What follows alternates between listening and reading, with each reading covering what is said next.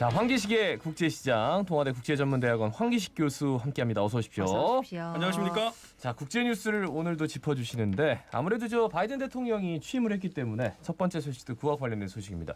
취임 첫 주인데 행정명령과 동시에 정상 외교를 본격화했습니다. 특히나 임접국과의 그 관계에서 트럼프 지우기를 이렇게 빠른 속도로 진행할 줄 정말 몰랐거든요. 그렇습니다. 그러니까 빨리 트럼프를 지우는 게 일단 목표인 것 같아요. 바이든 대통령은. 그렇습니다. 어떻게 보세요? 예, 첫 주에 행정명령에 많은 빠른 행정명령들에 서명을 했습니다. 근데 그 대부분들이 트럼프 대통령의 전 대통령의 네. 주요 정책들을 뒤집어 엎는 그런 정책들이 많이 있었고 대부분이. 예. 그다음에 또 주변국하고 아무래도 관계가 있는 그런 정책들이 많이 있었어요. 네. 그래서 행정명령에도 사인을 하지만 주변국들 정상들하고 통화를 해서 업무 협조도 하고 내가 왜 이렇게 빨리 행정명령을 해서 당신네 나라에게 영향을 미치는 그런 정책들을 내가 취임하자마자 왜 서명을 했는지를 그 동시에 설명하고 양해를 구하는 그런 통화 전화 정상 외교부터 하더라고요. 네네. 아무래도 주변 국가부터 먼저 했습니다.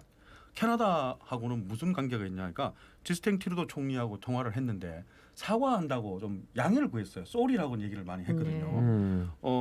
이게 행정명령하고 관계가 있습니다. 키스톤 프로젝트라고 캐나다에서 원유 생산하는 그 원유 자체를 파이프로 지하로 파이프로 송유관으로 해가지고 이게 텍사스까지 미국이 텍사스까지 연결하는 송유관 프로젝트거든요. 예, 예. 이게 1,800km 정도나 돼요. 와. 이게 우리 조금 생소하시겠지만 미국에서는 상당히 이게 지난 한 12년 동안 이슈가 됐었고 법적 분쟁의 상당한 대상이 됐었어요. 이게 뭐 경제적인 이익은 있겠죠. 네네. 원유를 바로 생산지에서부터 바로 미국 국내로 파이프로 뽑아들이는 거니까. 그렇죠. 전달하는 거니까. 근데 이게 환경 문제가 상당히 심하거든요. 그렇겠죠. 그리고 1,800km나 하는데 일부는 지금 건설이 돼 있거든요. 네. 중간에 오면서 어떻게 원유가 새지 않을 수 있겠습니까? 막 새고 이러거든요. 그래서 그 피해를 본 주민들이 지난 12년 동안 정부를 상대로 소송도 하고 막 그랬어요. 그런데 오바마 대통령 시절에 이걸 너무 환경 파괴가 심하다 해서 스톱시켰거든요. 네네.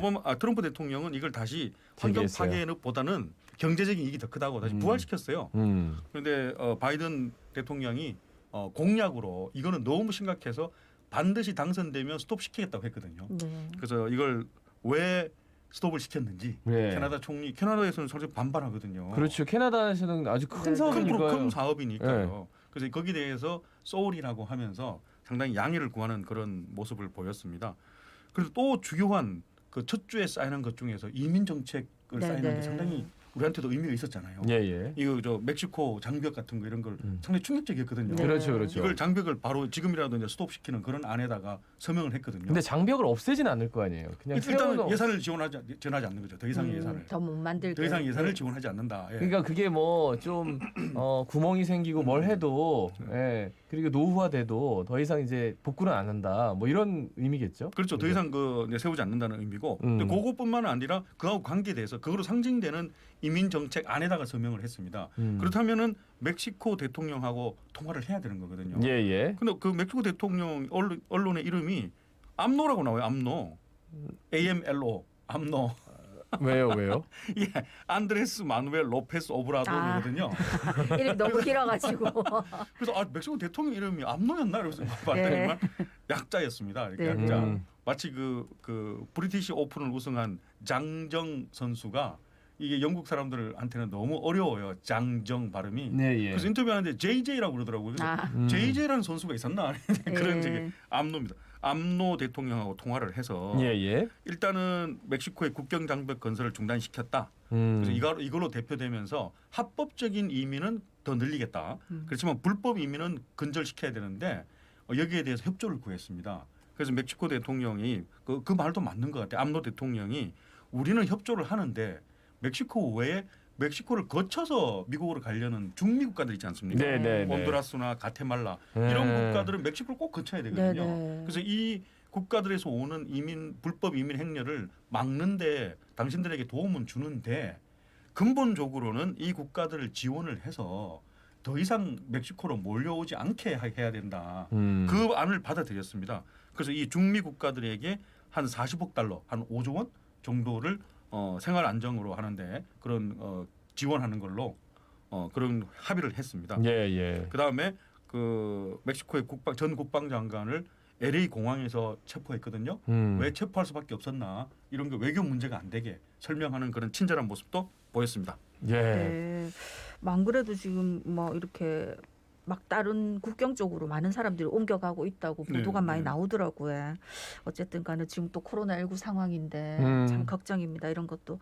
그다음에 아까도 얘기가 잠시 나왔지만 트럼프 퇴임하자마자 뭐 나 여기저기서 완전 우리 요새 말로 손절이라지 막 급격히 나오고 있던데 아니 또 국민 여론도 되게 지금 안 좋더라고요. 맞습니다. 이 좀 그 탄핵안부터 먼저 말씀드려야 할 것 네. 같아요. 예, 예.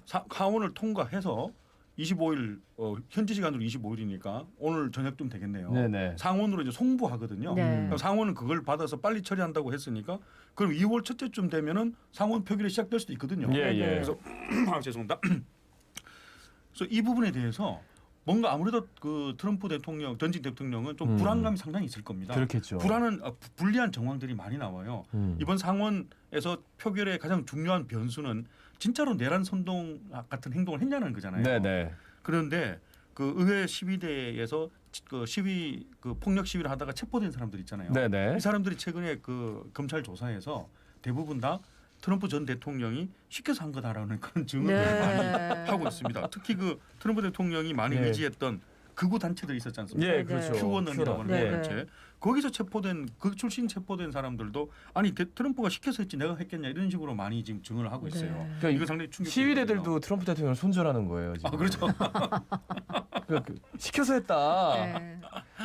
아 이거는 근데 상당한 결정타가 될 수 있습니다. 네. 상원에서는 뭐 법적인 분쟁을 하는 것이 아니니까요. 예, 예. 정치적인 판단을 하는 것이니까.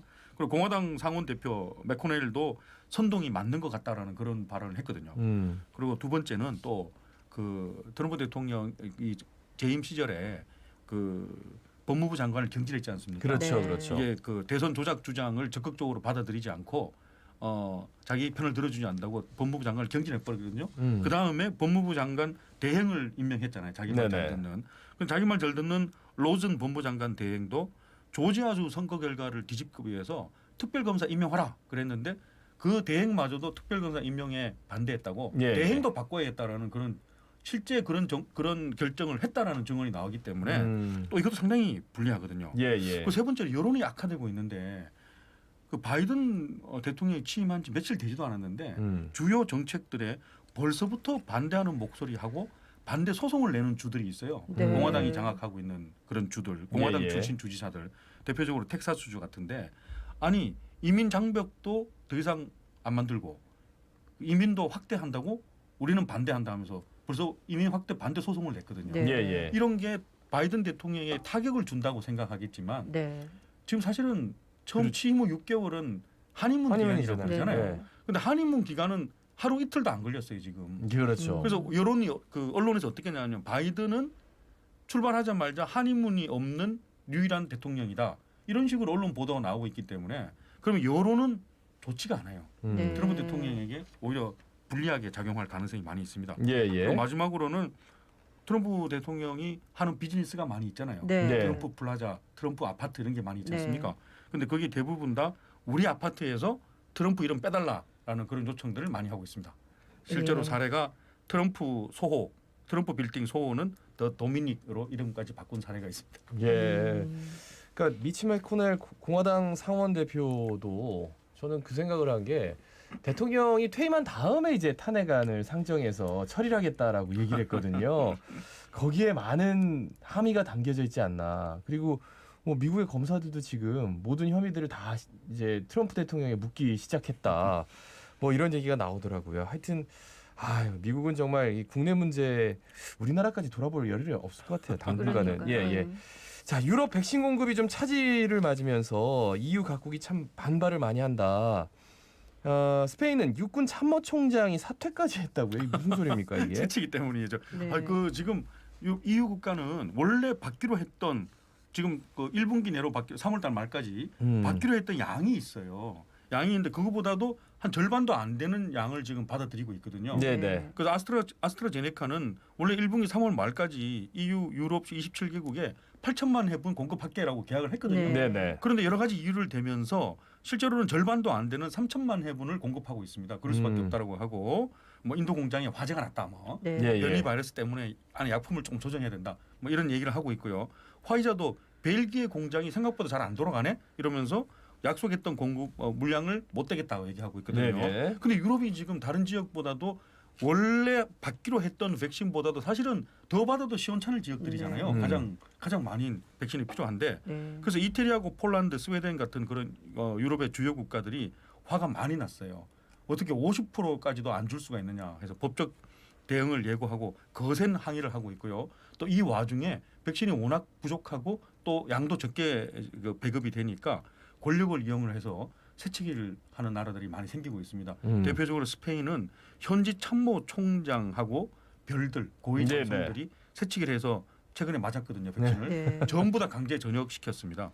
그리고 공무원들도 많이 해임됐거든요. 그런 공무원들 중에서는 보건 공무원 고위 관료도 있었거든요. 네. 그래서 지금 유럽은 백신이 부족하고 공급량도 생각보다는 50%밖에 안 되고 그리고 백신 새치기 접종 문제로 상당히 홍역을 치르고 있습니다.